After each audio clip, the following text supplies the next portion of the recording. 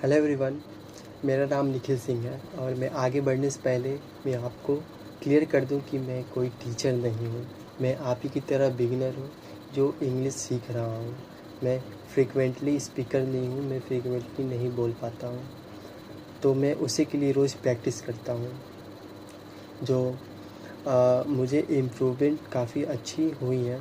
जैसे कि आप भी बिगिनर हैं तो आप सोचते हैं कि मैं क्या करूं कि मेरा इंग्लिश में मेरा इम्प्रूवमेंट हो जाए, मैं इंग्लिश अच्छे से बोल सकूं, फ्रीक्वेंटली बोल सकूं।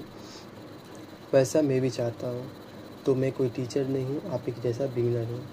तो मैं इस चैनल के माध्यम से मैं आपको रोज़ अपनी प्रैक्टिस दिखाऊंगा कि मैं क्या प्रैक्टिस करता हूं, कैसे स्पीकिंग करता हूं, कैसे वोकैब लर्न करता हूं, जिससे मुझे सेंटेंस का ट्रांसलेशन भी अच्छा सा इम्प्रूवमेंट मिल जाता है, वोकैब भी याद हो जाती है और मैं रोज़ इंग्लिश स्पीकिंग भी करता हूँ, जिससे मुझे स्पीकिंग में भी इम्प्रूवमेंट मिलती है और मैं हियरिंग भी करता हूँ, यानी सुनता भी हूँ इंग्लिश में, जिससे मुझे हियरिंग एंड अंडरस्टैंडिंग लेवल में इम्प्रूवमेंट होती है। जैसे कि मुझे काफ़ी अच्छा अभी तक इम्प्रूवमेंट मिला है। जैसे कि आप जानते हैं कि कोई भी एक बच्चा होता है तो वो सीख के नहीं आता है, वो यहीं पे सीखता है। जैसे कि वह लड़का जो भी बच्चा है तो उसे लोग बोलना सिखाते हैं कि बाबू बोलो, पापा मम्मी नाना नानी। तो वो जो वातावरण में जो उसकी लैंग्वेज होती है वो धीरे धीरे सुनते सुनते वो उस टाइप का बोलने लग जाता है, उस लैंग्वेज को बोलने लग जाता है।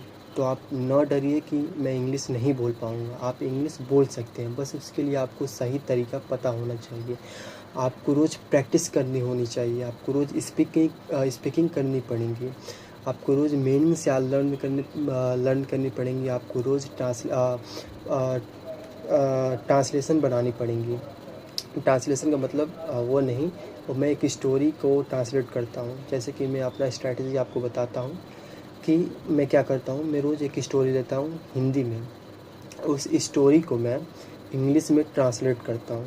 उसमें जो मीनिंग्स मुझे नहीं पता होती है, मैं उस मीनिंग को इंग्लिश में पता करता हूँ पहले, फिर मैं अपनी कॉपी पर उसको 5 बार लिखता हूँ, जिससे मुझे वो याद हो जाती हैं, और मुझे एक्सटर्नल टाइम नहीं देना पड़ता है वोकैबलरी याद करने के लिए, जैसे कि वर्ड मीनिंग्स याद करने के लिए। तो जिससे मुझे शब्दावली कोश में भी मुझे अलग से टाइम नहीं देना पड़ता है और मेरी ट्रांसलेशन भी काफ़ी अच्छी हो जाती है। और मैं रोज़ 10 minute in front of mirror बात करता हूँ। मैं मिरर के सामने जाता हूँ और मैं इंग्लिश में बात करता हूँ।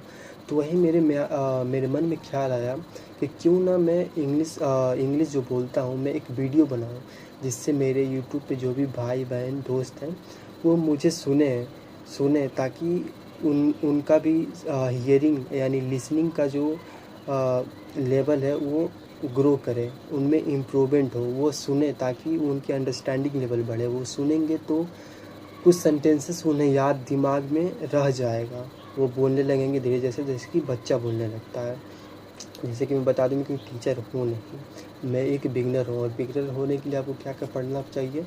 टेंस आपको आनी चाहिए, ऑक्सिलरी वर्ब्स आनी चाहिए, जैसे कि कैन कोड में माइट का यूजेस आनी चाहिए, और भी चीज़ें आप पढ़े होंगे तो अच्छा है। तो आप मेरे साथ प्रैक्टिस करेंगे तो और आपका बेटर हो जाएगा और मेरा भी होगा। आपका क्या बेटर हो सकता है, इम्प्रूव हो सकता है। जैसे कि मैं आपको क्या करूँगा, रोज़ मैं 2 वीडियो अपलोड करूँगा। एक वीडियो में क्या होगा कि मैं एक हिंदी स्टोरी उठाऊँगा बुक से, मैं उसका एक पेज लूँगा, उस पेज को मैं जो भी उसमें सेंटेंस होगी हिंदी में, मैं उसका इंग्लिश ट्रांसलेशन बनाऊँगा, ठीक। और फिर मैं उसी में से मीनिंग फाइंड करूँगा और इस मीनिंग को मैंने 5 बार ऐसे लिख के मैं याद कर लूँगा। फिर जब पेज कंप्लीट हो जाएगा उसमें मीनिंग्स मैं साइड में लिख दूँगा और फिर उस मीनिंग को मैं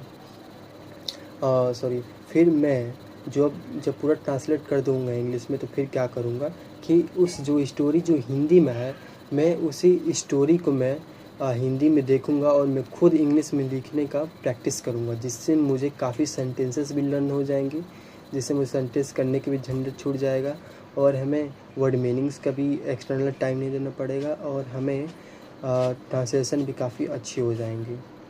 और मैं दूसरी वीडियो में एक 10 या 5 मिनट का जो वीडियो अपलोड करूँगा उसमें मैं रोज़ बोलूँगा, मतलब मैं स्पीकिंग करूँगा, जो आपको इम्प्रूवमेंट मिलेगी काफ़ी अच्छी तरीके से। जिससे आपको सुनने में काफ़ी अच्छा महसूस होगा, आपको इम्प्रूवमेंट मिलेंगे अंदर। फिर हम मीनिंग्स को बाद में देखेंगे, कितने मीनिंग्स हमने याद किए और कितने क्या किए, और उसके हिसाब से हम रोज़ प्रैक्टिस करेंगे। तो आपको पता चल गया कि आपको क्या क्या इम्प्रूवमेंट करनी है। मैं कोई टीचर नहीं हूँ और ना ही मैं फ्रीक्वेंटली स्पीकर हूँ। मैं सीखना चाहता हूँ आपकी तरह। बस हमें रोज़ प्रैक्टिस करनी होगी, हमें रोज़ वर्ड मीनिंग्स याद करनी होंगी और ट्रांसलेशन बनानी होंगी स्टोरी का, जिससे हमें ट्रांसलेशन काफ़ी इम्प्रूवमेंट मिलेगी। वर्ड मीनिंग्स का भी एक्स्ट्रा टाइम नहीं देना पड़ेगा, काफ़ी सेंटेंसेस हमें याद हो जाएंगे। और इंग्लिश स्पीकिंग करेंगे तो काफ़ी अच्छा ये लिसनिंग इम्प्रूवमेंट होगी। तो मिलते हैं अगली वीडियो में।